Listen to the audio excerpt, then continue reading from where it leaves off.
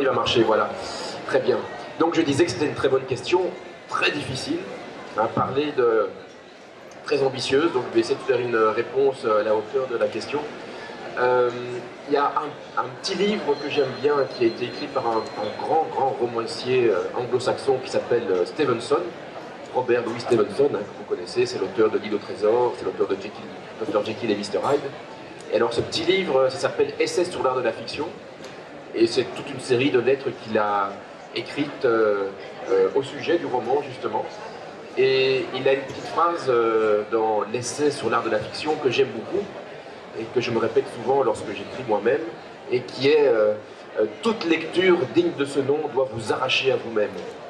Et je trouve qu'il n'y a pas de plus belle définition de l'ambition du romancier, c'est-à-dire d'arracher le lecteur à lui-même. Vous avez tous, j'imagine, déjà fait l'expérience d'un roman qui vous a plu, enfin j'espère, et vous savez que lorsque vous êtes dans un roman qui vous plaît, vous êtes parfaitement immergé avec les personnages, vous êtes dans la réalité de l'action, vous avez froid s'ils ont froid, vous avez faim s'ils ont faim, vous êtes connecté émotionnellement avec eux et vous oubliez que vous êtes dans un train ou dans un avion ou chez vous ou dans un restaurant et vous êtes arraché à vous-même. Et en fait, c'est la seule chose que j'essaye de faire et je pense que c'est la seule chose que les romanciers essayent de faire en règle générale. En gros, tous les moyens sont bons pour parvenir à ça. Toutes les techniques, toutes les astuces, toutes les arnaques presque, tous les mensonges, tout est permis pour arriver à arracher le lecteur à lui-même et à le faire rentrer dans votre réalité et puis à le connecter à ses émotions, ou bien en vôtre en tout cas, à faire de sa lecture une expérience émotionnelle. Voilà. Merci beaucoup de nous avoir dévoilé les secrets de votre art. Je vais passer à la deuxième question. Quelle est la différence entre l'écriture d'un roman ou d'un recueil de nouvelles et l'écriture d'un scénario? De nouveau, une bonne question. Alors c'est vrai que j'ai fait pas mal de recueils de nouvelles avant de faire des romans. Disons que enfin, c'est comme ça que j'envisage un peu la nouvelle, donc le récit court. Le récit court, il y a quelque chose de la performance, presque du numéro de cirque. Quelque chose qui doit être un petit peu étincelant, épatant, surprenant, avec une chute inattendue.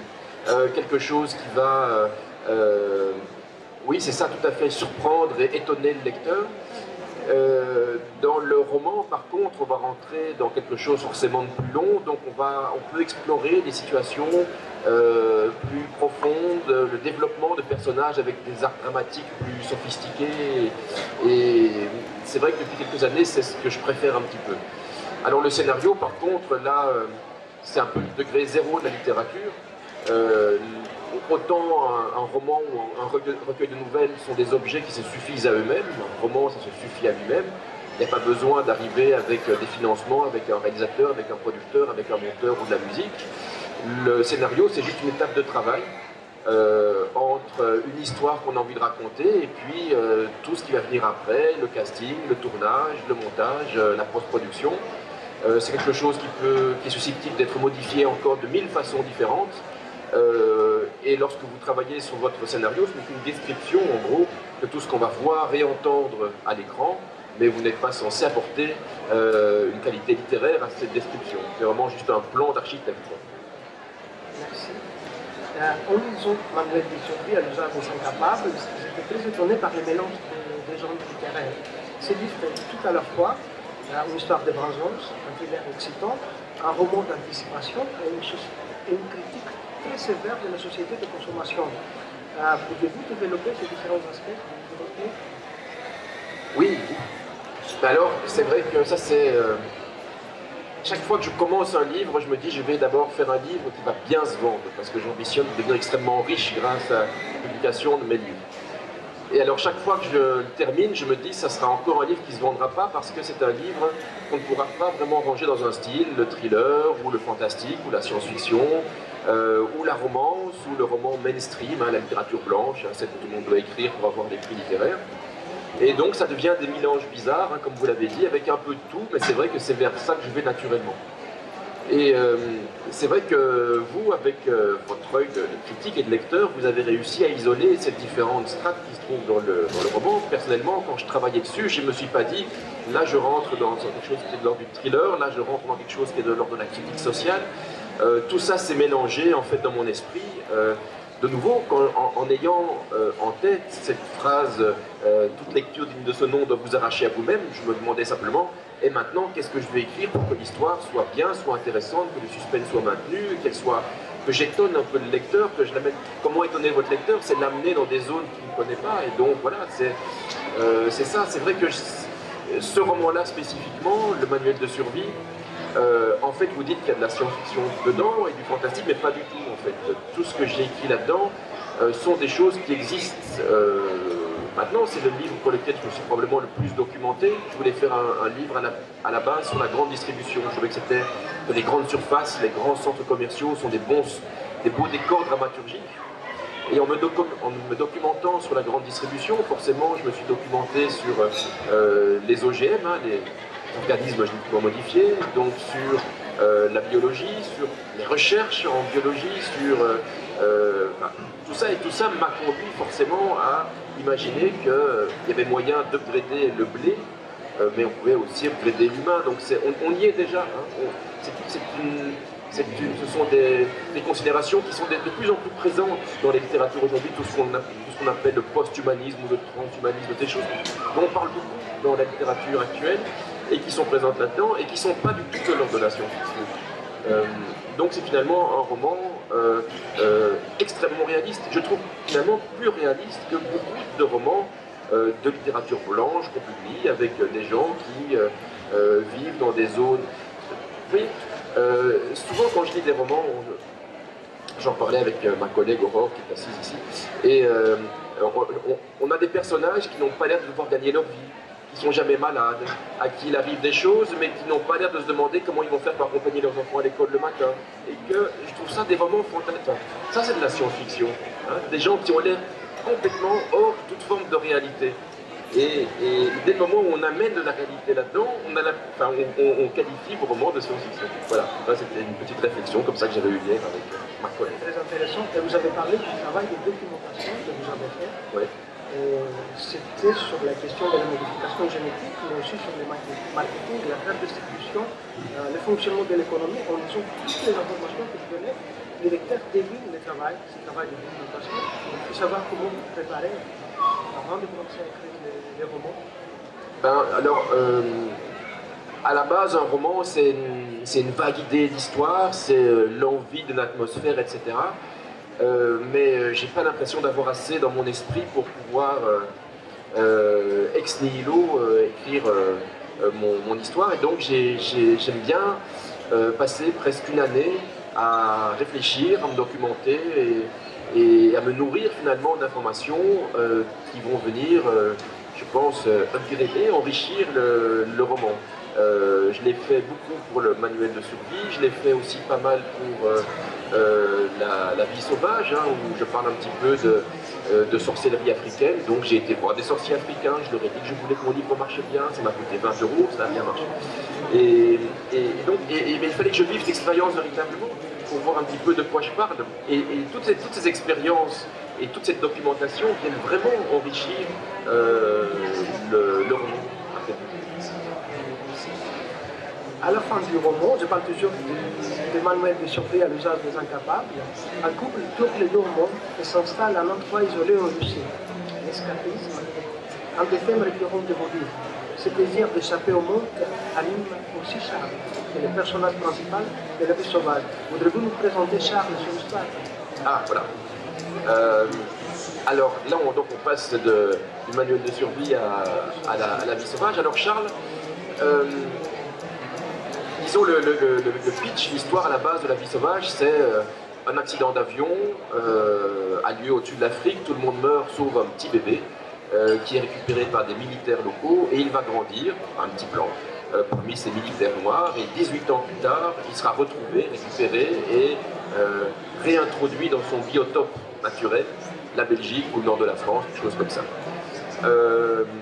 J'avais envie d'avoir un personnage inattendu, donc d'un personnage qui va arriver, sur lequel tout le monde va poser un regard un peu plein de pitié, en se disant que ce pauvre garçon a dû beaucoup souffrir, s'il a grandi en Afrique, il a dû voir les pires choses possibles, il doit être plus ou moins illettré, ignorant. Alors qu'il va arriver, pour ses 18 années passées en Afrique, eh bien il a tout lu. Il a lu Verlaine, Rimbaud, Baudelaire, il a lu tous les grands romanciers, il a lu les grands psychanalystes, et donc il en sait beaucoup plus sur nous, finalement, que nous-mêmes. Et c'est en plus un jeune homme adolescent, donc il est fâché par nature, comme tous les adolescents sont fâchés, il est fâché. Et il est fâché d'autant plus qu'il est amoureux d'une fille qui se trouve en Afrique et dont il a été séparé malgré lui. Et il va mettre tout en œuvre pour pouvoir la retrouver. Donc voilà, Charles. Il y a quelqu'un qui s'adapte facilement et gagne confiance des autres. Il a cette immense culture que vous avez dit. Moi, ça m'a fait penser à un super-héros. À quelqu'un de très puissant. C'est exactement ça que je voulais. Donc, je suis très heureux de ce que vous dites là. C'est vrai que j'aime bien l'histoire du super-héros. J'ai toujours été un peu un fan de Batman, Superman, tout ça. J'aime bien l'idée du super-pouvoir. Et j'avais envie d'une sorte de super-pouvoir qui ne soit pas ce que Hollywood nous sert habituellement, hein, qui sont des capacités physiques extraordinaires. J'avais envie que la culture soit présentée comme un super-pouvoir. J'avais envie que cette immense connaissance littéraire qui est la sienne lui soit aussi utile finalement que les pouvoirs d'un Superman. Et je pense que c'est quelque chose qui s'avère vrai dans la vraie vie, que la culture dont on parle de moins en moins, qu'on a tendance à de moins en moins donner de budget pour la culture, de moins considérer, est quelque chose qui peut sauver les gens et en tout cas peut leur donner quelque chose qui est de l'ordre du super pouvoir, c'est-à-dire une capacité d'appréhender le monde plus forte, plus claire, plus facile et plus subtile. Je pense que Charles fait ça. Et la prochaine question, j'ai l'impression qu'avec ces livres, vous revisitez les mythes du monde sauvage. Et les écrivains, ces mythes, ça permet aux écrivains de critiquer la société contemporaine. Et chez vous, cette critique est très sévère. Pour Charles, les termes civilisation et aliénation sont synonymes. Et je me demande, et notice de même pour vous, personnellement, aliénation et civilisation. Il y a une phrase de William Burroughs que j'aime bien, hein, ce grand écrivain de la Beat Generation, qui a dit on ne sait jamais d'où viennent les idées qu'on a dans la tête. On imagine que les idées qu'on a dans la tête sont à soi, hein, parce qu'elles sont à nous, et donc on se dit qu'on a envie de ça, qu'on pense à ça parce que c'est nous qui y pensons, et on ne se rend finalement pas compte que la marge de manœuvre de notre personnalité profonde, dans ce fatras d'idées qui sédimentent à travers tout ce qu'on voit, la pub, les infos, ce qu'on nous dit, les rumeurs, voilà. La marge de manœuvre de notre personnalité profonde est très faible. Et effectivement, c'est une fois qu'on se rend compte que les idées qu'on a dans sa tête ne sont pas forcément les siennes, je pense que je suis assez d'accord avec Charles sur le fait que civilisation et aliénation, c'est très proche, c'est même peut-être un synonyme. Et Charles, lui, il va aller un petit peu, il va très très violemment contre, il rejette absolument la civilisation occidentale qu'il trouve un peu en bout de course, etc. Il n'a aucune envie de la sauver parce qu'il ne se sent pas dans la peau d'un héros. Tout ce qu'il veut, c'est sauver sa peau, celle de sa fiancée, et vivre la vie la plus heureuse qui soit, loin du monde. Voilà. Et on peut comprendre cette attitude. Par exemple, vous parlez du Dark Web. Charles a connu la vraie violence en Afrique, mais quand vous en voit le Dark Web, il est choqué. Oui, il est choqué parce que c'est vrai que la société occidentale a toutes les prétentions de la civilisation où il y a des choses qui se font, qui ne se font pas, où effectivement la violence est extrêmement marginale, où on a l'impression qu'on a réglé beaucoup de problèmes de gestion sociale, alors que lorsqu'on gratte un tout petit peu, c'est-à-dire qu'on va sous la croûte des apparences, dans le dark web, mais c'est même pas le dark web parce que tout ce que je décris là, de nouveau, c'est documenté, donc tout ce que je décris là est vu, expérimenté par moi-même. On se dit que si ces images-là sont proposées, sont consommées, qu'il y a une demande pour ça, c'est qu'il y a une violence effrayante, effarante, qui, effectivement, circulent sous le vernis de civilisation dans lequel on se trouve. J'ai trouvé très intéressante aussi la description de la vie scolaire. Je l'ai trouvé très réaliste. Les nuits en classe, la répartition des élèves entre les jeunes populaires et les jeunes paumés. Ça me fait penser à une propre expérience. Je voudrais que vous en parliez un peu. Oui, ben, justement, c'est le milieu scolaire, je trouve que c'est un milieu extrêmement violent. Extrêmement brutal et extrêmement cruel. Il est cruel parce qu'il est sans pitié, parce qu'effectivement il y a cette catégorisation entre les gens qui sont populaires et les gens qui sont un petit peu ceux qui sont à la marge et dont on ne s'occupe pas et éventuellement qui sont des souffres-douleurs. Mais il est brutal aussi parce qu'il a l'air d'être sans aucune issue. Si vous ne vous adaptez pas au cours, au programme, vous êtes, dès votre enfance, votre adolescence, mis au banc de la société. Donc il y a à la fois une violence sociale qui est présente dans l'école, et donc vous pouvez souffrir, mais il y a aussi forcément une violence culturelle qui est très forte, c'est-à-dire que très rapidement, vous avez l'impression que votre sort, votre destinée, si vous ne vous adaptez pas, sera celle d'un paria, d'un exclu à vie. En gros, c'est les prémices de tout un système dont on a après la suite dans le monde de l'entreprise, etc. Et vous faites aussi un portrait très satirique de la psychologue de l'école. Ça m'a fait beaucoup rire et je me suis demandé si, à travers ces portraits, on dénonçait toutes les cultures psy. J'ai eu cette impression. Oui, mais alors ça, je pense que j'avais un tout petit peu des comptes à régler personnellement avec les psys, c'est-à-dire que moi, on m'a envoyé voir des psys depuis que je suis tout petit. On estimait que j'allais pas bien, je ne sais pas pourquoi, alors que j'étais un petit garçon mignon et sage, je vous jure que c'est vrai. Alors on m'a envoyé voir des psys et j'ai trouvé que chez les psys, surtout quand vous êtes jeune, soit enfant, soit adolescent, vous n'arrivez pas forcément armé face à eux. Et le psy a cette attitude de mieux savoir que vous-même qui vous êtes et de mieux savoir que vous-même ce qui est bon pour vous. Et quand on y repense, en tout cas moi quand j'y repense, je trouve ça d'une violence absolue. Parce que lorsque vous êtes enfant, vous n'avez pas le background culturel pour pouvoir répondre à ça. Et donc vous vous dites qu'effectivement vous êtes face à quelqu'un qui sait mieux que vous-même ce qui est bon pour vous.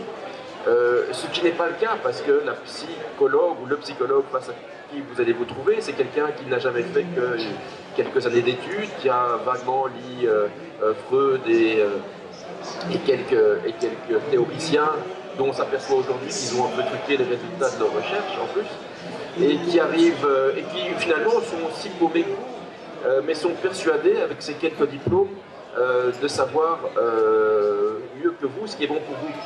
Ce qui est bien difficile évidemment, c'est que la figure du psy est une figure aujourd'hui qui est omniprésente. Donc elle est omniprésente dans les milieux scolaires, avec les psy scolaires, elle est présente dans les prisons, elle est présente dans l'entreprise. Elle est présente parce que souvent dans tous ces milieux-là, les gens ne vont pas bien. On s'aperçoit qu'il y a de plus en plus de burn-out, de dépression, les gens ne vont pas bien. Mais lorsqu'on regarde comment fonctionnent ces systèmes-là, le système de l'entreprise, avec on est de plus en plus pressé, il faut être flexible, il faut être productif, etc. Le fait de ne pas aller bien est finalement la manifestation qu'on va bien. On ne peut pas, c'est normal de ne pas aller bien dans un système pareil. Et finalement, le psy ne devrait pas être là pour vous réadapter à un système qui est malade, mais pour finalement, il faudrait soigner le système lui-même. Voilà. Le fait d'être malade de ce système-là, voilà, c'est juste étonnant. Absolument. Très intéressant.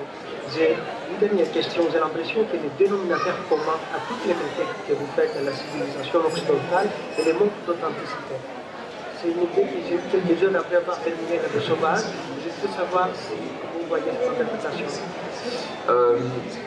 Alors d'abord, moi je suis d'accord avec toutes les interprétations possibles. C'est-à-dire que c'est Calvino qui disait ça, mais beaucoup mieux que moi ici maintenant, mais que en gros l'ensemble des parties, enfin la somme vaut plus que l'ensemble des parties. C'est-à-dire qu'il y a un moment où le roman échappe à son auteur, si le roman est suffisamment, j'espère, bon ou riche, sa richesse peut permettre beaucoup d'interprétations différentes, et donc elles sont toutes bonnes, parce que le roman existe dans ce qui se passe dans l'esprit du lecteur, forcément, donc il n'y a pas une interprétation univoque, unique, et donc elle est sûrement très bien votre interprétation. Alors, c'était quoi la phrase que vous avez employée à la fin?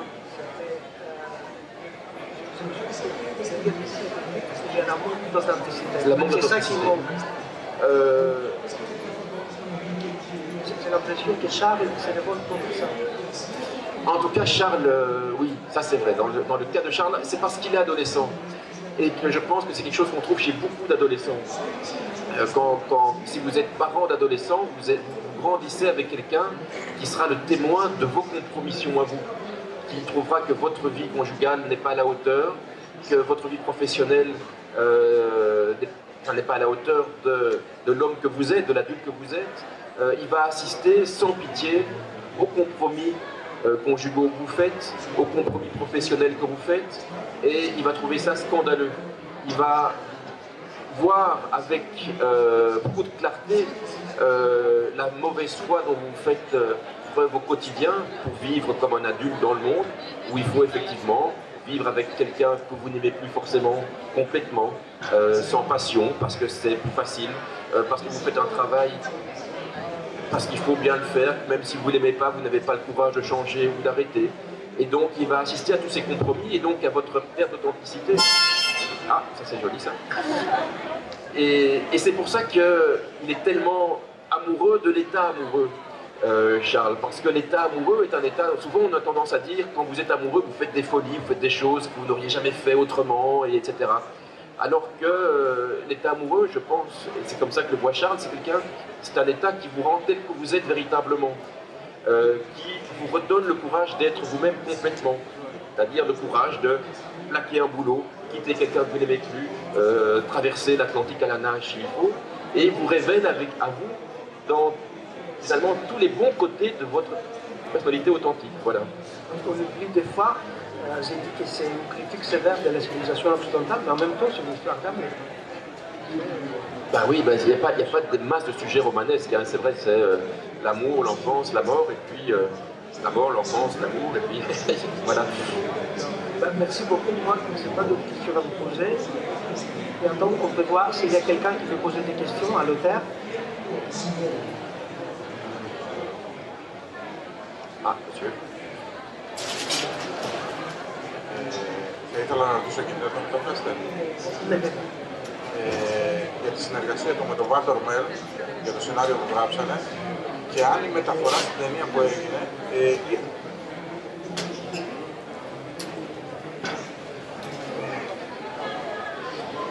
ναι. Ήθελα λοιπόν να ρωτήσω για τη συνεργασία του με τον Βάλτερ Μέλ για το σενάριο για την ταινία και αν το αποτέλεσμα της ταινίας ήταν αυτό που είχε στο μυαλό του όταν ξεκίνησαν να το γράφουν. Alors, c'est une question qui porte sur le scénario que vous avez écrit. Η ταινία είναι le tout Nouveau Testament. Il veut savoir si vous avez content du résultat du film. Vous avez eu le scénario, les idées, et après il y a la réalisation du film. Alors, oui, parce que souvent, lorsqu'on écrit un scénario, le résultat final est très différent de ce qu'on a mis dans le scénario original. Pour vous donner un exemple, lorsque j'ai écrit dans le scénario du Nouveau Testament que son rire ressemblait au bruit que font des perles en nacre tombant sur un escalier en marbre, j'étais absolument persuadé que jamais on allait tourner cette scène, que c'était une petite image littéraire que j'avais mise dans l'écriture du scénario.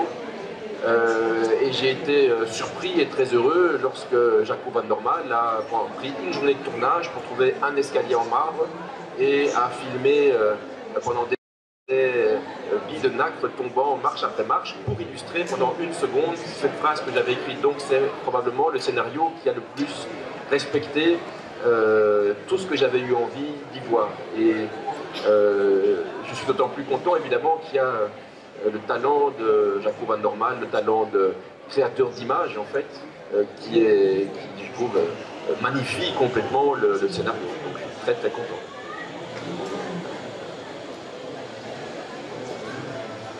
Est-ce qu'il y a d'autres questions?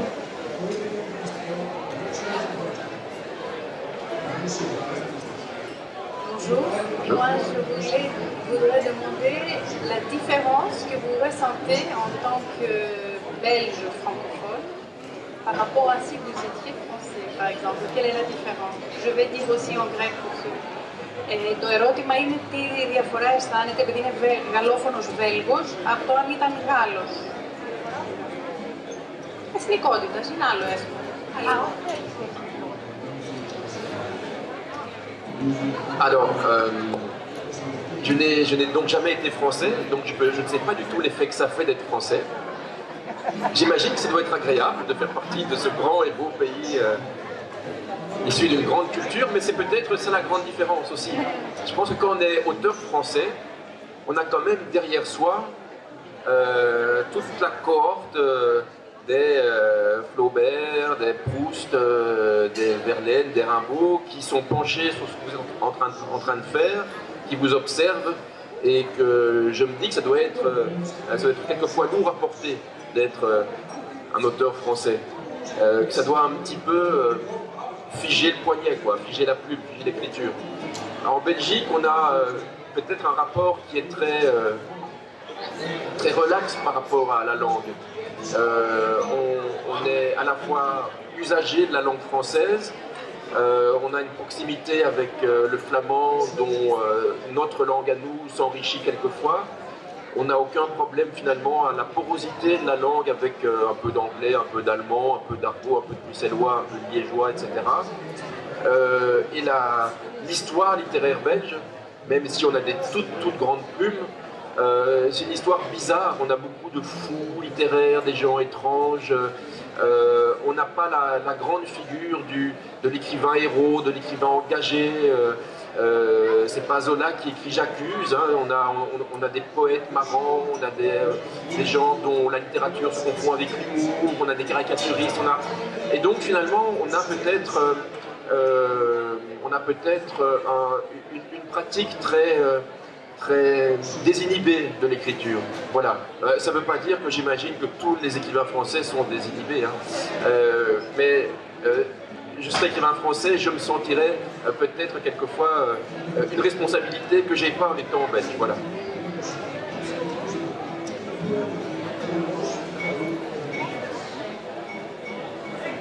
Est-ce qu'il y a d'autres questions?